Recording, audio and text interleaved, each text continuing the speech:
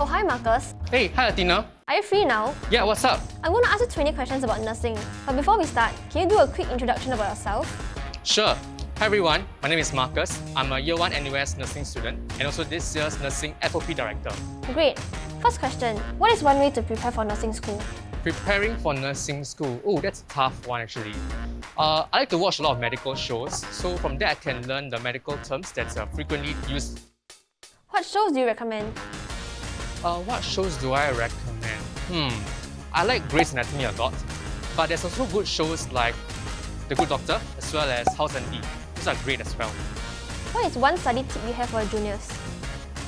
Study tip that I have for my juniors? Time management actually. I think time management is very important. You can hear it being used frequently, like how important and how vital it is to have a balanced and a vibrant uni life. So don't take up too much commitments that you can't handle and just don't spread yourself too thin. Yeah. So, what's your learning style? My learning style? Okay, my learning style is that I'm a visual learner. I like to watch YouTube videos to clarify my concepts. But for that, some people may find it like a distraction because there's a lot of things moving around. Do we need textbooks for school? Textbooks for school. Yes, there's recommended reading lists and the textbook guides for school for most nursing mods. Your module will send it to you. So for physical copy, you can buy at the NUS Co-op bookstore. But you can get a digital one, so it's like an e-book sort of thing. And that's much better because it's just like Googling. When are exams held? Exams. There's two types of exams, midterms and finals. So for midterms, right, Sem 1 midterms are actually held in September. For finals, it's held in November. For Sem 2, your midterms are held in March and your finals are held in April. But because of COVID, things will be changing. Do you get to choose your curriculum? Curriculum, yes and no. No, because NUS nursing curriculum is rather structured. So the cohort will take the same mods.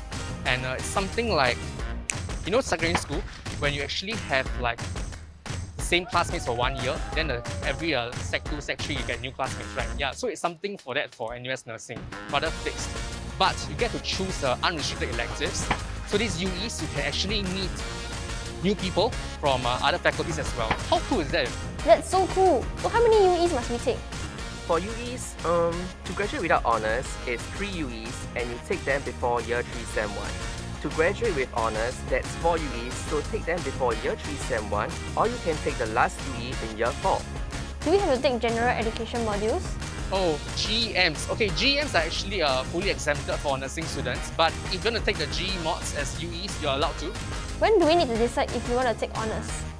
For honours-wise, you have to take it by Year 3, Sem 1. You want to decide that. And also your cap has to be higher than 3.2. What are the benefits? Benefits of honours. 2 of them actually. So firstly, you get exposed to research processes and methodologies. Secondly, you get to do a thesis under the supervision of our amazing faculty staff and professors. Oh, and also that's MD6 actually. That's where most of our labs and tutorials are held at. And also the medical library. With all that being shared, can a nursing student take a minor program? Minor program, not that I've heard of. It's rather rare, so it's subject to the faculty's approval actually. Can a non-nursing poly student pursue a degree in nursing? Now, that's a very, very good question. Okay, so the person interviewing me, Athena, right? She's a non-nursing diploma holder. At the same time, she's currently in NUS nursing doing her degree. So if Athena can do it, then everyone else can do it as well. Thank you, Marcus. Speaking of poly students, are they required to take QET?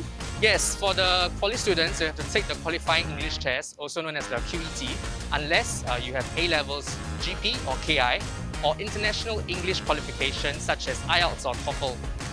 But for that, you have to check with NUS admissions. Please share with us about how lessons are conducted in NUS nursing. Sure, there are basically 3 types of lessons: lectures, tutorials and labs. So for lectures, there are live lectures and recorded e-lectures which deliver to a cohort size of students about the topic. For tutorials, it is an intense and guided classroom-sized discussion where majority of learning takes place since clarifications are addressed here. Lastly, labs are the place for you to translate theory into practice and hone your nursing skills, making you ready for attachments and your career as a nurse. What are the devices recommended for nursing? Devices? I use an iPad in lectures. It's very easy to take notes. But for exams, I use laptop because the e-exam software supports macOS and Windows. How many attachments do we have in a year? Attachments, 2 of them actually. One in December and the second one in June. Yeah. How are they like?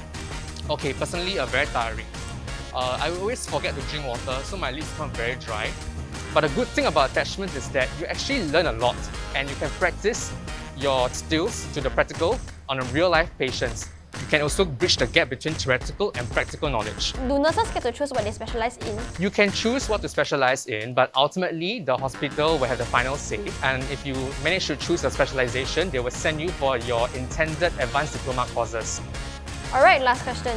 What's one advice you have for the freshies? Advice, patience. Patience is a virtue, it's correct. Having patience while dealing with your academic struggles, even your attachment struggles, it's very important to have patience. So eventually, right, things will be better for you. So having patience is important. So thank you, Marcus. It's been incredible. See you around in school. Bye! See you!